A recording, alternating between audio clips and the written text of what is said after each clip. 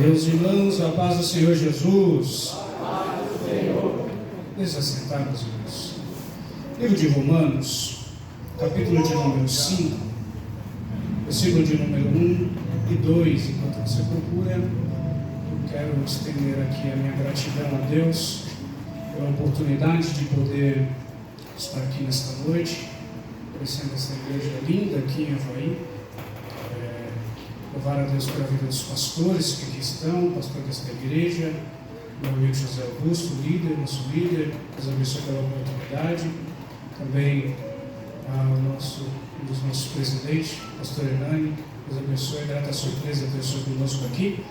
Louvo a Deus também pela vida da minha noiva, que me acompanha. Fez um esforcinho, saiu correndo do trabalho para poder estar aqui. Deus abençoe. Estou alegre de estar aqui.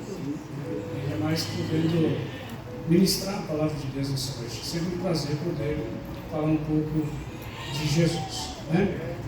Livro de Romanos, capítulo de número 5, versículo de número 1 e 2, diz assim: sendo, pois, justificados pela fé, temos paz com Deus por nosso Senhor Jesus Cristo, pelo qual também temos entrada pela fé a esta graça, na qual estamos firmes e nos gloriamos na esperança da glória de Deus. Glória a Deus. Queridos e amados irmãos, eu gosto muito deste livro, porque quando eu leio este livro e conheço um pouco da história desta carta escrita aos Romanos pelo apóstolo Paulo, o meu coração se enche de alegria e de transformação só pelo simples fato de conhecer este livro. Foi este livro que foi o precursor da mudança de muitos homens, grandes homens, que ao ler esta carta teve a sua vida transformada. Homens como Martim Lutero, criado pelas teses romanas da Igreja Católica, ao ler este livro, teve a sua vida transformada. Não somente ele, mas também John Wesley e grandes outros homens que tiveram a sua vida mudada, transformada, ao conhecerem as riquezas que contém aqui nestas cartas. Falando isso, eu te convido a conhecer um pouco mais do livro de Romanos, a teologia de Paulo. Aqui Paulo vai nos mostrar a obra salvífica de Jesus Cristo. Se você quer conhecer um pouco mais sobre isso, leia Romanos, que eu tenho certeza que Deus vai se revelar para você a partir do momento que você começar a ler este livro. Paulo escreve a carta aos Romanos por causa de um interesse que ele tinha. Após ter pregado a palavra de Deus em toda a Ásia, em todo o Ocidente e Oriente, Paulo vê o desejo dentro do teu coração nascer de ir pregar na Europa. O desejo de Paulo era ir para a Espanha, o primeiro país que Paulo desejava pregar a palavra de Deus. Porém, ao analisar o mapa, Paulo vê uma oportunidade na igreja de Roma como centro para a pregação da palavra na Espanha. Mas antes dele passar para a Espanha, ele precisava desmistificar algumas teses dos romanos, dos judeus que tinham em Roma. Teses essas que eles se escoravam na lei judaica e a partir daí eles não aceitavam os gentios. Aí Paulo escreve a carta aos romanos. O que é que Paulo está tratando aqui nos primeiros versículos? Nos primeiros versículos, do capítulo número 1 até o capítulo número 3, Paulo vai olhar para os judeus que moravam ali e vai dizer: vocês todos são pecadores, estão escorando na lei, mas a lei não é o suficiente para salvar vocês, porque vocês dizem que seguem a lei, mas na verdade vocês só seguem de palavras. Tudo que vocês fazem são coisas erradas. Paulo pega todos os judeus que viviam em Roma coloca dentro de um cárcere, tranca a porta e diz: vocês são condenados como todos os gentios. Não importa o que vocês façam, não importa o que vocês digam, a lei só serve para uma coisa: condenar vocês. Porque ninguém é capaz de cumprir a cada detalhe da lei. Todos vocês são pecadores. Todos pecaram e estão destituídos da glória de Deus. Não há o que vocês possam fazer. Não tem o que você faça que te livre da condenação do pecado.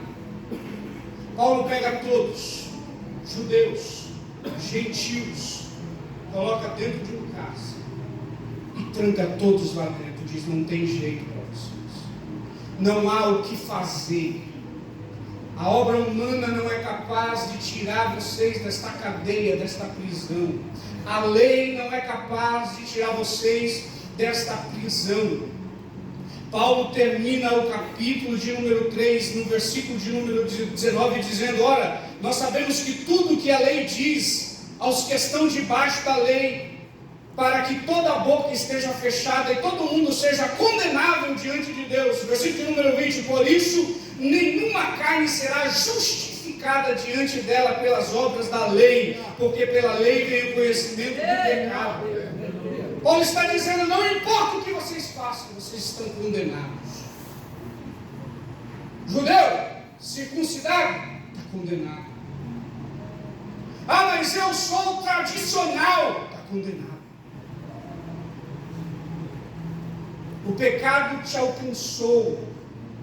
Você está mergulhado no pecado. É isso que Paulo está dizendo aos judeus. Ele começa a responder várias perguntas que possivelmente poderia surgir do judeu. E todas as perguntas finalizavam dizendo: você está condenado. Mas aí ele escreve o versículo de número 1, o versículo de número 21 do capítulo de número 3 de Romanos. Ele começa o versículo dizendo: mas agora, mas, vírgula, agora. O que ele está dizendo? Vocês todos estão condenados, não há o que vocês possam fazer, mas você não tem condição de sair dessa prisão, não há o que você pode fazer, mas Deus, na sua infinita misericórdia, nos justificou pela sua maravilhosa graça. Não foi o homem que pediu a Deus para que o justificasse, porque o homem estava distante de Deus. Não foi o Paulo que orou a Deus para que o justificasse e o livrasse da condenação. Não foi. Foi o próprio Deus que olhou lá do céu com um olhar de misericórdia e decidiu tirar a gente desse encaixe. Nós pecamos, mas como pecadores e como homens não podíamos pagar a dívida. Deus poderia pagar a dívida, mas não foi Ele quem pecou, não foi Ele o culpado, não foi Ele que fez a dívida. Aí o que Ele faz? Ele olha para o teu filho, o teu único filho, diz para o teu filho: vá, você vai nascer na carne de um ser humano comum, porque como Deus você tem condição de pagar, e como ser humano você pode assumir a dívida por eles. É isso que Jesus fez por nós.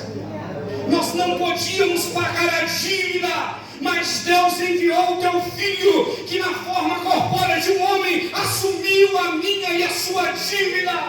Ele pagou a nossa dívida sem que nós pedíssemos por isso. Ninguém pediu, porque se tivesse alguém que tivesse pedido, a glória seria desta pessoa, mas ninguém pediu. Foi Deus que decidiu fazer por nós. João capítulo de número 3, versículo de número 16: Deus amou o mundo de tal que deu o seu único filho. Foi Ele quem fez. Quando o homem não tinha solução, quando não tinha mais jeito para o homem, o mar de Deus entrou em cena. Assim eu digo para alguém nesta noite que entrou aqui, talvez sem condição de resolver algum problema, talvez sem condição de fazer para que aquilo possa mudar na tua vida, mas o mar de Deus está aqui nessa noite dizendo: e quando não há saída para a tua vida, eu envio meu mar, porque ainda tem solução para você. Todos estávamos condenados, mas Deus nos justificou. O ato de justificação é um ato florense. O que é? Estava lá na nossa ficha, Deus pegou a nossa ficha e disse que estava condenado. Mas por causa do sangue de Jesus Cristo derramado na cruz do Calvário, Ele vem com um carimbo e diz: justificado. Por que agora Ele é justo? Não, por causa do meu filho, por causa do sangue derramado do meu filho, a igreja do Havaí está justificada. Essa justificação nos trouxe benefícios, porque a partir da justificação nós alcançamos a redenção. O que é a redenção? Redenção é uma palavra usada para os escravos, ou seja, o seu senhor pagava o preço pelo escravo, mas ele não queria manter o escravo escravo para sempre. O que ele fazia? Ele trancava as chaves que prendia e dizia: você está rendido, ou seja, você está livre. Nada te prende mais. O pecado não te segura mais. Agora, olhe comigo, meus irmãos. Você pega um escravo, você livra ele das correntes, pastor Hernando. O camarada não tem nada, não tem para onde ir. O que ele vai fazer? Deus seria injusto se fizesse isso. Mas a sua infinita misericórdia é tão grande que, além de nos libertar, Ele ainda nos dá o direito de escolha. Você pode ir e voltar para o lamaçal do pecado, mas se você não quiser voltar para lá, você pode vir morar no meu reino. Eu te faço uma nova criatura, eu te faço nascer de novo. Mas nascer de quê? Da vontade da carne? Não, da vontade do meu espírito. Eu tenho um reino para você. Outra obra da justificação é fazer Deus ficar propício a nós. Por causa do pecado, nós vivíamos uma inimizade com Deus. Essa inimizade não nos permitia nos aproximar de Deus. Nós não podíamos chegar perto de Deus por causa do nosso pecado. A justificação, quando Jesus entregou a sua vida na cruz do Calvário, que Ele disse: está consumado, a Bíblia diz que o véu do templo foi rasgado de cima para baixo, em sinal de dizendo: agora vocês podem ter acesso à minha glória, acesso à minha presença. Eu não sei se você está entendendo, mas nessa noite o ato de justificação de Jesus te deu o direito de se aproximar, de adentrar no Santo do Santo e adorar a Deus na beleza da sua santidade. Você tem acesso, meu irmão e minha irmã. Não é mais o sacerdote apenas que pode ver a glória de Deus. Agora eu e você podemos ver, podemos acessar, podemos entrar à presença do Todo-Poderoso. É aí que ele escreve o Romanos capítulo número 5. Ele diz: sendo pois justificado pela fé, tem paz com Deus. Essa paz não é a paz que talvez muitos pensam, que a paz de estar em alguma tribulação e você ter paz. Não é essa paz. Essa paz é a paz de acesso. Sabe quando você é inimigo, você não pode entrar na presença de alguém que você é inimigo. Você não pode ir na casa das pessoas que você talvez tenha um problema com ela. Mas quando nós temos paz com Deus, nós temos acesso, pastor Hernando. Nós podemos acessar, podemos entrar. Mas esse entrar não é como de alguém que está indo, como um amigo, de forma de amizade. Não! Esse acesso é algo mais íntimo. Porque a partir do momento que nós nos entregamos a Cristo Jesus, nós deixamos de ser servos e passamos a ser filhos de Deus. Então esse acesso é um acesso íntimo. É um acesso em que eu posso chegar sem formalidade. Porque tem gente que ainda é formal. Não, é Deus. Não pode ser assim. Mas tem alguém, esse alguém está aqui nesta noite, que dá lugar na terra. Ele olha e diz assim: eu vou aproveitar desta oportunidade, eu vou glorificar mesmo, eu vou chorar mesmo, eu vou falar línguas estranhas mesmo, talvez entrar aqui cheio de problema, mas dá lugar aqui dentro, porque sabe que tem paz com Deus. Quem tem paz com Deus sabe, está escrito aqui em Romanos capítulo número 5, depois você lê, sabe que as tribulações não são para a morte. Mas tem uma grande tribulação na minha vida. Mas quando você tem paz, você sabe que Deus não está mandando essa tribulação para te matar, mas sim para te ensinar. Olha lá, pelo qual também temos entrada, acesso pela fé a esta graça. Versículo número 3. E não somente isso, mas também nos gloriamos nas tribulações, sabendo que a tribulação produz a paciência. A tribulação não vai guardar você, a tribulação vai produzir paciência, e a paciência vai produzir experiência, e a experiência é a esperança. Eu estou dizendo isso aqui para te dizer: essa situação da tua vida não vai te matar, mas é Deus tentando trazer você de volta, trazendo você para ter um acesso sincero com Ele. Eu vou terminar sendo fiel ao que foi me proposto aqui, mas eu quero terminar convidando você, que talvez entrou aqui e o pecado que você vem fazendo tem te impedido de ter acesso. Você vê o seu irmão da esquerda sentindo a presença de Deus, vê o pastor chorando, e aí você olha: eu não estou entendendo, eu não estou sentindo nada. Talvez o pecado já cauterizou a sua sensibilidade espiritual, e você está dizendo: ele não vai me aceitar, ele não vai me querer, ele não vai me ouvir. Mas mal você sabe que nessa noite ele está dizendo: tudo que eu quero, meu filho, é que você entre na minha presença de novo. Tudo que eu quero é que você deixe essas práticas pecaminosas e acesse a esta glória que eu tenho reservado para você. Fique de pé, por gentileza. É com você que eu estou conversando nessa noite, que se sente fraco, que se sente muitas das vezes impedido de sentir a presença de Deus.